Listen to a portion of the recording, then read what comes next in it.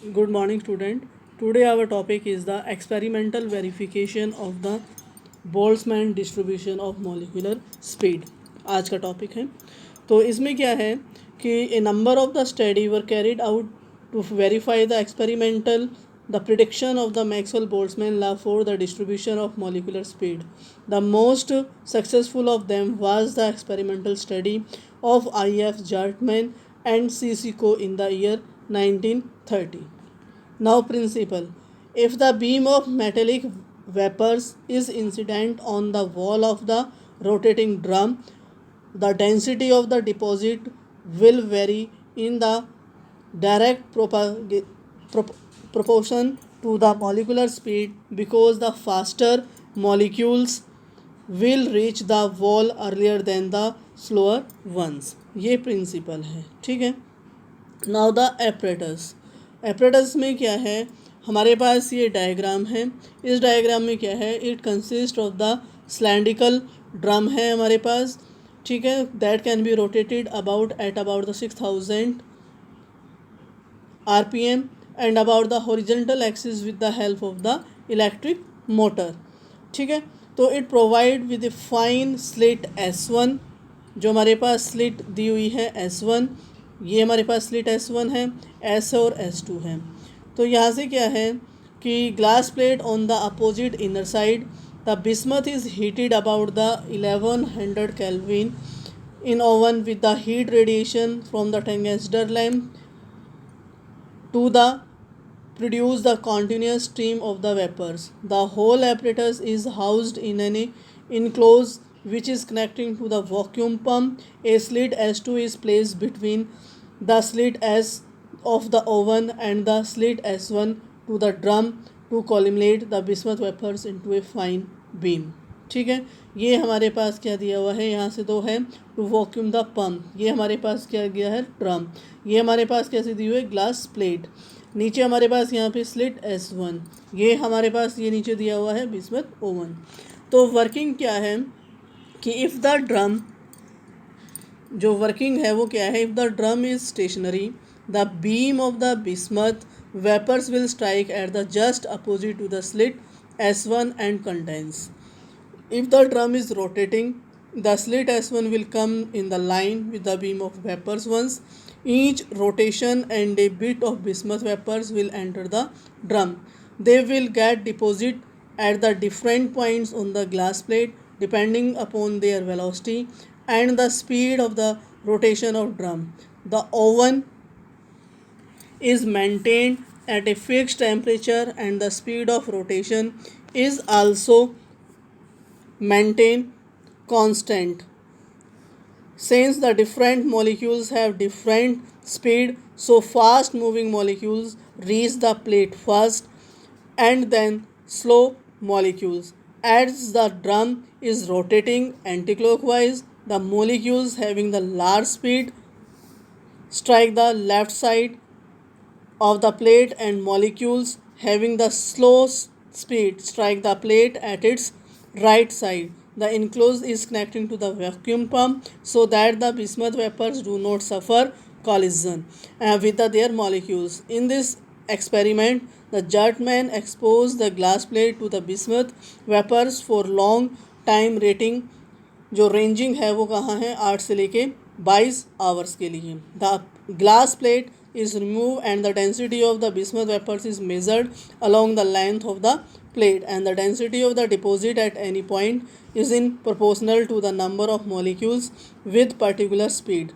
The graphical distribution was found to be the predicted by the mathematical expression obtained on the basis of the Maxwell-Boltzmann statics, ठीक है। ये क्या था हमारे पास experimentally verification of the Maxwell-Boltzmann distribution of the molecular speed. Now हमारे पास अब अगर हम एग्जांपल जैसे प्रीवियस आर्टिकल में हमने रूट मीन स्क्वायर RMS और एब्सोल्यूट स्पीड हमने निकाली थी, उसी पे न्यूमेरिकल है कि जैसे calculate the value of the root mean square speed of the molecules of hydrogen at the NTP, the Boltzmann constant की वैल्यू 1.38 इंटू 10 की power -23 joules per kelvin and Avogadro number 6 into 10 की power 23 molecules per mole at also find the most probable speed. ये हमारे पास numerical है। तो हमारे पास जो given है बोल्ट्जमैन कांस्टेंट दिया हुआ है, टेम्परेचर दिया हुआ है, एन दिया हुआ है और एम दिया हुआ है, यानी कि molecular of weight of the hydrogen. ठीक है, तो हमारे पास क्या है, mass of the hydrogen molecule small M कैसे फाइंड आउट करेंगे, कैपिटल एम अपॉन में स्मॉल एन। तो यहाँ पर उसकी वैल्यू पुट कर दो, कैलकुलेट कर दो, तो 2 × 2/6 kg। फिर क्या है, रूट मीन स्क्वेयर स्पीड, तो यहाँ से वी मैक्सिमम कितना, √3 kT/m।